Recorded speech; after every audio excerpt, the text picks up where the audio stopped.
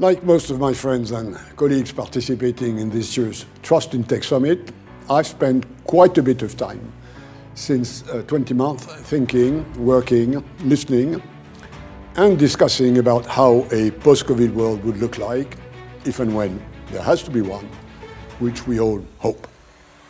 What I want to do today is share with you my answer to this question and how I believe trust in tech can help address the consequences of what I see now, unfortunately, as a more divided world than in the past decades. The theme of the Paris Peace Forum, which just took place mid-November and which I had the privilege to chair, was Mind the Gaps.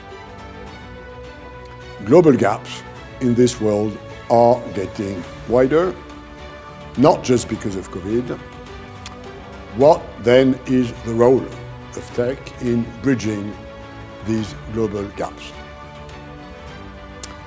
That global gaps are getting wider is pretty clear. If you look at the main global trend, let me take three examples: climate, digitalization, and geopolitics. Starting with economics, the economic divide between North and South, between rich and emerging countries on the one side and poorer ones on the other, is increasing. For the first time in 50 years, the COVID crisis will have interrupted the slow, long-term convergence in growth rates between rich and poor countries on this planet. More poverty, more suffering, hence more social and political tensions. A new climate divide is also appearing, not just because of the disproportionate impact of global warming on some weak countries, but also because of the heterogeneity of mitigation and adaptation, national strategies and measures. Time horizons for zero net carbon are different, ranging from 2050 to 2070. For countries who have such a time horizon, carbon peaks take place at different periods. Policy tools such as taxation, emission trading systems, regulation, various incentives are different, and this will likely result in a more unlevel playing field for international trade. COVID has also accelerated the digitalization of our economic and social systems. Digital capacity gaps are widening among countries as well as inside many of our populations, where the skills and production systems will have to be profoundly reshaped, transformed, with the likely ensuing turbulence. As if this was not enough, geopolitics are adding their own toll on these worrying trends. Whatever the reason for this evolution, and both sides have their own interpretation about that, the US and China are now engaged in many areas in a more intense rivalry than in the past, thus raising the level of stress on the rest of the world. Decoupling or dual circulation are now becoming fashionable on both sides, with more search for self-reliance, at least in sectors of productions of goods and services deemed critical for security or strategic reasons. The EU has also started to think in similar terms, although so far less aggressively.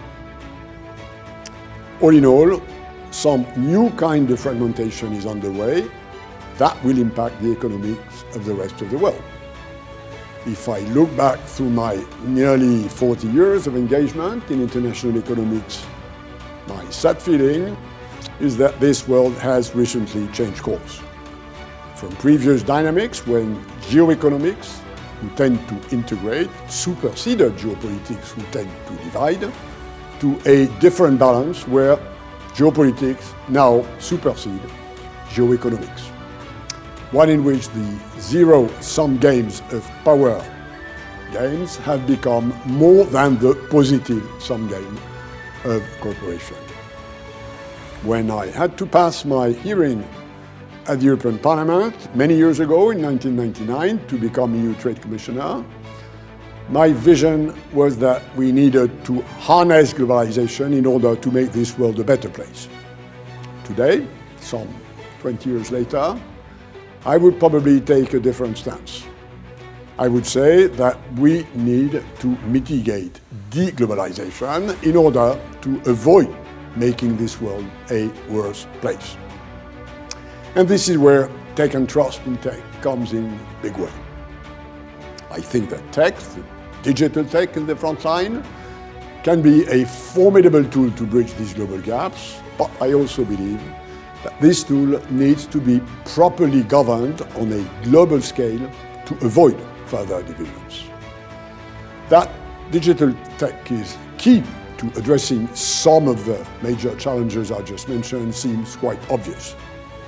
Take the environment challenges, with, for instance, the ocean and the hydrosphere, whether an area for decarbonization, or as a carbon sink, or as an ecosystem needing serious regeneration of biodiversity. We know we still have a big science gap about the ocean. Building a digital twin of the ocean can help improve oceanographic science much faster than with conventional means. It's about collecting much more data with much more precision from both space observations and water systems, and then powering new simulation systems with artificial intelligence. Take education and professional training, which in my own experience is the number one issue if we really want to reduce social and economic inequalities. More affordable, more accessible digital devices enhance interactions and learning. They allow individual, tailor-made upskilling programs, and also cultural exchanges, dialogues, and knowledge, including of how and why others differ. For all these reasons, tech, and in particular digitalization, is the way to go to avoid a growing fragmentation, which I see coming in the future. But for tech to be the solution, let's make sure it doesn't contribute to the problem, as the use of digital technology can also be a new source of divisions. Why? Because of this new complex digital nexus between technology, security, and ideology, which has appeared in the new non-material part of the economy. While artifacts are usually ideologically neutral, politically neutral, I mean a car is a car everywhere on this planet, data systems are not neutral. It's also different in the digital area, with cyber penetration as a much higher threat in the new economy than in the old one.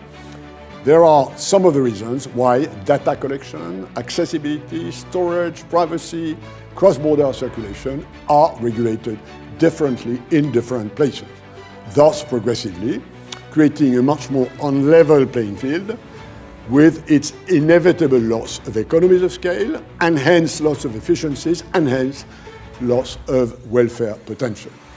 A sort of digital non-globalization in the making.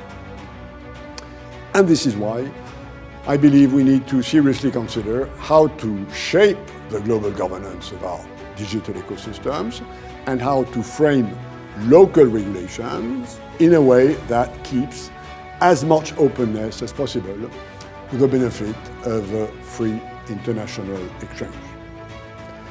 While areas like accessibility or privacy will inevitably, in my view, lead to divergences, let's try and keep the necessary interoperability in order to organize coexistence.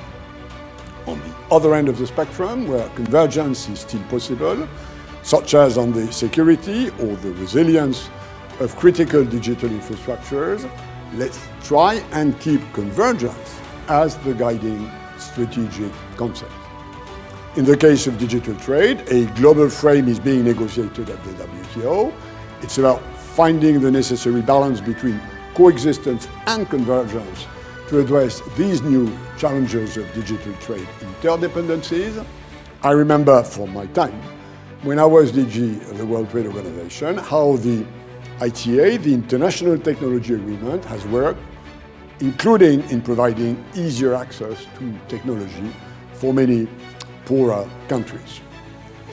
It is also about allowing connected global supply chains to do what they can do best, distribute technology as efficiently and as quickly as possible to as many people as possible. In a nutshell, and to conclude, let me share with you my conviction. Growing gaps in this world are dangerous. The right response is to try and bridge them. Tech has to be one of the archers of these bridges. We need to build collectively. Let's work hard to build more reciprocal trust in tech and to find the necessary compromises between our systems, knowing that this will imply trade-offs, give and take, where possible.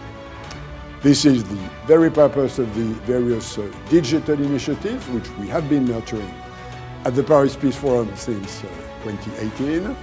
More to come in the future. Many thanks for your attention.